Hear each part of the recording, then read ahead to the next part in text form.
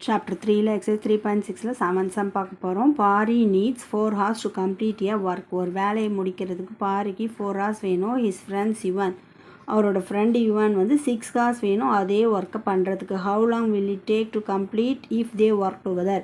ரெண்டு பேரும் சேர்ந்து வேலை செஞ்சால் எவ்வளோ நேரம் எடுக்கும்னு கேட்குறாங்க. பாரிக்கு 4 hours போதும் அந்த வேலையை செஞ்சு முடிக்க. யுவன் அவரோட ஃப்ரெண்டுக்கு 6 hours வேணும். So sum போட்டுடலாமா?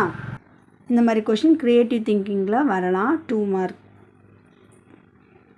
Solution Pari time to complete the work. பாரிக்கு 4 hours, அதுவே யுவனுக்கு 6 hours. 1 hourல அப்போ எவ்வளோ வரும்? 1/4 ஒர்க், இவர் 1/6 ஒர்க்கில் பண்ணுவாங்க.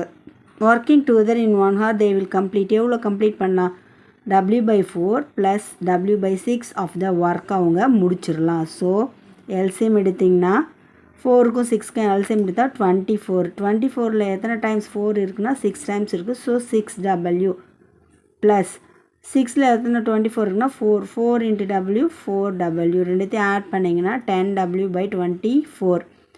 2ஆல் ஸ்ட்ரைக் அவுட் பண்ணிங்கன்னா 2 5s are 10, 2 12s are 24. So 5/12 5W/12. To complete the total work time taken, எவ்வளோ டைம் எடுத்திருக்கு? W/5/12 equal to W cancel ஆகிடும். 12/5 நமக்கு கிடைக்கும். 2.4 hours. தட் மீன்ஸ் எவ்வளோ ஹார்ஸு? 2 hours 4 hours நமக்கு கிடைச்சிருக்கு. 1 hour equal to 16 minutes. So 4 வந்து 60ஆல் மல்டிபிள் பண்ணிங்கன்னா